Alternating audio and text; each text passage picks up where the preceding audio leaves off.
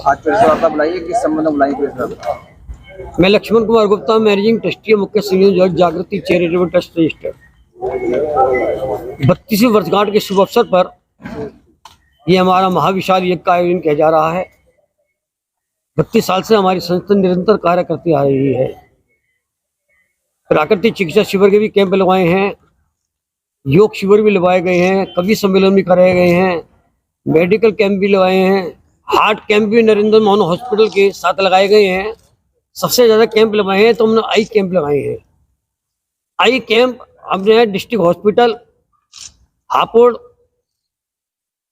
गढ़मुक्तेश्वर में एक ही साल में ये यहाँ भी लगाए हैं। तुम्हारे नरेंद्र मोहन हॉस्पिटल की जो ब्रांच है संजय नगर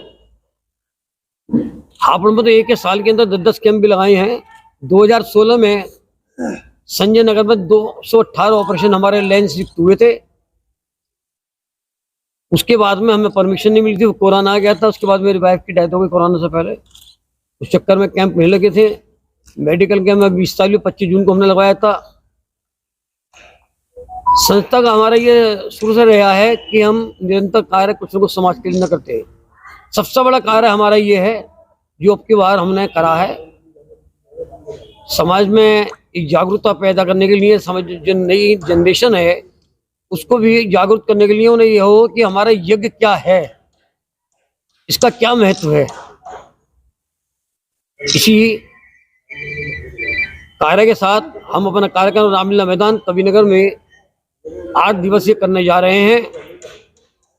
कल संडे है, सुबह प्रातः 8:30 से 11 बजे तक का है, शाम को 5 बजे से 3 घंटे का, उसके बाद भोजन है। इसी प्रकार हमारा निरंतर कार्यक्रम ये 8 दिन तक रहेगा। जो हमारा 24 तारीख का कार्यक्रम है वो केवल मॉर्निंग में होगा। उसमें लगभग हमारे 1000-1500 आदमी आएंगे, उनका खाना पीना भोजन भी दिया जाएगा। सभी पत्रकारों को बुलाने का उद्देश्य हमारा यही है कि जिन जिन तक ये हमारी सूचना जाए, जिससे कि लोग जुड़े, उसका लाभ उठाएं। एव सवितर दुरितानि पराशुभे यद भद्रम तन्नि आशुभे। जागृति चैरिटेबल ट्रस्ट के सभी पदाधिकारीगण, समस्त मीडिया प्रभारी, मेरे भाई, हमारी बहनें, ये जो कार्यक्रम है समाज को एक नई दिशा और दशा बदलने के लिए है कि आज हम सनातन के नाम पर लोग बहुत ही विकसित हो चुके हैं। सनातन का हमको पता नहीं है और हम केवल सनातन के जयकारे लगाते हैं। यज्ञ प्राचीन पद्धति है हमारी, सृष्टि के आदि से लेकर आज तक, और जब तक सारी सृष्टि रहेगी तब तक इसका वेदों में विधान है। हमारे महापुरुषों ने, चाहे वो श्री कृष्ण हो चाहे वो राम हो, उन्होंने इस यज्ञ के द्वारा ही अपने समस्त कार्यों को सफल किया है। बड़े बड़े युद्धों को इसी के द्वारा जीता जा सकता है। इसके बहुत सारे प्रमाण मिलते हैं रामायण के अंदर। मेघनाथ लक्ष्मण का युद्ध चल रहा है, तब मेघनाथ अजेय यज्ञ, जो कि अथर्ववेद में इसका प्रमाण मिलता है, उसे कर रहे थे।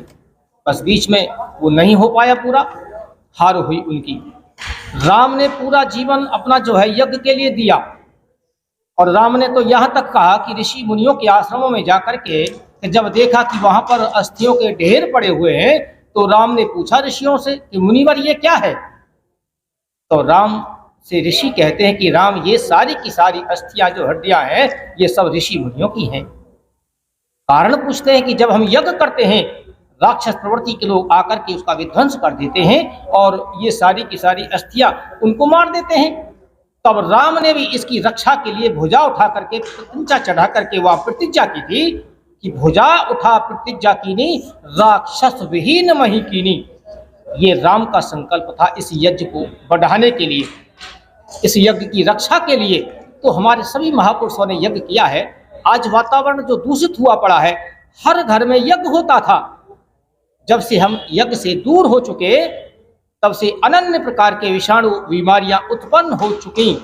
महर्षि मनु जिक्र करते हैं मनुस्मृति के अंदर, उन्होंने कहा है दुनिया के लोगों, अगर आप स्वस्थ रहना चाहते हैं, निरोगी रहना चाहते हैं और 100 वर्ष से भी लंबी आयु को प्राप्त करना चाहते हैं तो यज्ञ करो। ये महर्षि मनु कहते, मैं नहीं कहता इसको। इसी तरह से जो है हमारे जागृति चैरिटेबल ट्रस्ट वालों, जो हमारे सब यजमान हैं और ये धर्माचार्य हैं, वेद तो यहां तक कहता है कि जो लोग यज्ञ करते हैं समस्त सुख और ऐश्वर्य को वह प्राप्त करते हैं और आगे आने वाले जन्म में या तो राजा बनते हैं या न्यायाधीश बनते हैं। यहाँ तक कि ऋग्वेद के अंदर 8वें मंडल में बहुत सारी सूक्तियां हैं। बहुत सारी समस्याओं का समाधान इसी मंच से किया जाएगा। जो हमारे नवयुवक, जो हमारे कर्मचारी, जो बच्चे, जो हमारी बेटियां बहनें, जो आज बहुत सारी ऐसी बातें जो समाज के अंदर दूषित बातें हैं, जो वह उसी को सुख मानते हैं, उन सब का प्रसारण यहाँ से वेद के मंत्रों के साथ साथ किया जाएगा। ब्रजपाल गुप्ता, मुख्य संरक्षक, आर्य समाज, कविनगर गाजा। हमारा बड़ा सौभाग्य है कि कविनगर में इतना बड़ा आयोजन आप सबके सहयोग से हम मना रहे हैं, जिसका मुख्य जागृति चैरिटेबल ट्रस्ट रजिस्टर के द्वारा ये बड़ा महान कार्य किया जा रहा है। आप जानते हैं यज्ञो वही श्रेष्ठतम कर्म है। यज्ञ जो है श्रेष्ठतम कर्म है, इससे श्रेष्ठ कर्म कोई नहीं, क्योंकि इसमें वेद के ही मंत्रों से आह्वान किया जाता है। जहाँ वेद के मंत्रों से आह्वान नहीं हो वो यज्ञ नहीं है। यज्ञ का नाम अधन्या रखा गया है। अधन्या का मतलब है उसमें कोई बलि नहीं है। यदि बलि हो तो वो यज्ञ नहीं है। और यज्ञ में श्रेष्ठतम कर्म क्यों कहा गया है? क्योंकि इसमें वेद भी आ गया, ईश्वर भी आ गया, और इसमें दान भी आ गया, इसमें संगतिकरण भी आ गया, और इसमें सबसे बड़ी बात आ गई, इदम ने मम का सार्थक प्रत्येक में व्यवहार हो। इदम न मम का सार्थक प्रत्येक में व्यवहार हो।